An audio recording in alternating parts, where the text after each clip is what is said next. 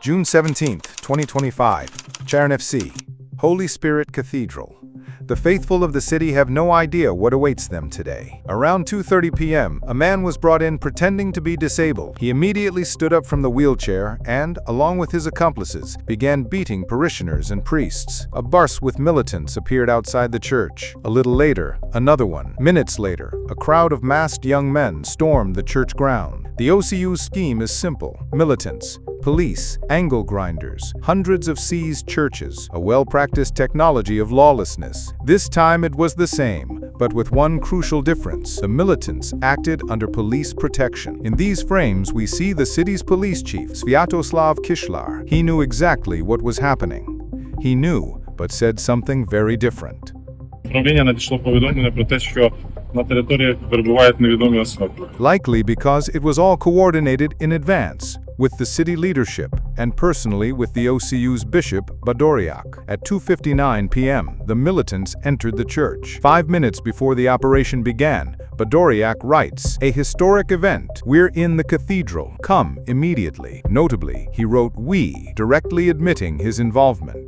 Хто ці люди, які саме побили священників тієї церкви, я не знаю. A historic event. We're in the cathedral. Come immediately. Notably, he wrote "we," directly admitting his involvement. Yet, on June 20, Badoriak claimed the OCU had nothing to do with the militants. He lied, because the militants didn't arrive alone. They came with Badoriak's diocesan secretary, OCU priest Ivan Chokalyuk. He was precisely the one who led the entire special operation against the church and watched as Orthodox priests were beaten savagely until they bled and lost consciousness. Meanwhile, Ivan Chokalyuk had other priorities. He entered the church, changed into a cassock, and, together with another OCU priest, Vasil Kaprian, prepared for the Ukrainian language prayer announced by his boss, Badoriak. Even the city mayor, Roman Klitschuk, wrote about this prayer, though he later deleted his post. As a result of this prayer, UOC priest, Roman Forrest, ended up in intensive care. He suffered broken ribs, a broken nose, and internal injuries.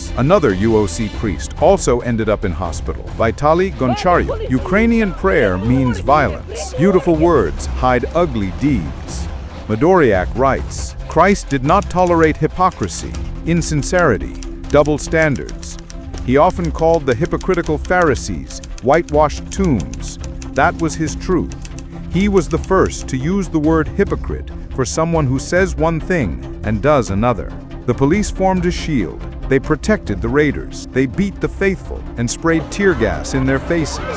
What are law enforcement officers doing? Whose rights are they protecting? All entrances to the city were blocked. People were prevented from reaching the church. A blockade of the city against its own citizens. The people blocked the street. Within an hour, 1,000 people. Within 2 hours, several thousand. Social media worked faster than the police. Metropolitan Mileti was struck by an OCU supporter. Police sprayed gas in his face. He lost his bearings but did not abandon his flock. He called on the UN, OSCE, USA. Police are protecting the militants. A live SOS, the whole world watch. Якщо можете, захистіть нас, допоможіть нам. The OCU leadership stayed silent. The violence was tacitly approved. That is their strategy. Their silence means complicity. Evening. People's patience snapped. Thousands of believers broke down the fence. The police retreated. The people appeared stronger than the batons. The police panicked. People were against them. They began to retreat. The security forces realized they were powerless against the people. Inside the church, tear gas. From the police outside, tear gas. People choked but did not back down. Gas against justice, against truth. Who will prevail? The police agreed to negotiations. The faithful opened a corridor for the militants, who left the church to cries of shame. Along with them went the OCU priests, including Ivan Chokalyuk. Buses took the militants away, only to release them a kilometer away. Were they punished? No. By that evening, they were partying in the restaurant of the city mayor, Roman Klitschuk. Ukrainian-style justice. The cathedral was free. Thousands prayed together with their bishop. Christ is risen. Tears of joy. This is what the victory of good over evil looks like today.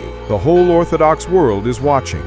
The OCU has shown its true face. Україна, весь православний світ сьогодні бачить, що тут відбувалося. Відбувалося те, що ПЦУ черговий раз показала своє обличчя. Я хочу звернутися до всесвятішого патріарха Варфоломея, який сидить у Стамбулі. І хочу сказати, що саме своїм рішенням, необдуманим, недалеким, коли він видав той так званий Томас, він зробив ту біду, яку сьогодні ми спостерігаємо. The UOC in Chernivtsi, 20,000 parishioners by the lowest estimates. The OCU, about 1,000. The authorities knew about this ratio perfectly well. Покажіть цих віруючих, де сотні знову таких віруючих чи тисячі, які б прийшли і стали на захист. Майже нікого не було. Єпископ Феогност, він опублікував звернення, що буде вперше українська молитва, але сам він в храм так і не прийшов. І в даному випадку Православна Церква України не на висоті. A planned provocation. To the authorities want a religious conflict as a trigger for something bigger. The events in Chernivtsi were a lesson for all Ukraine. True strength lies not in clubs, but in faith in God and in truth.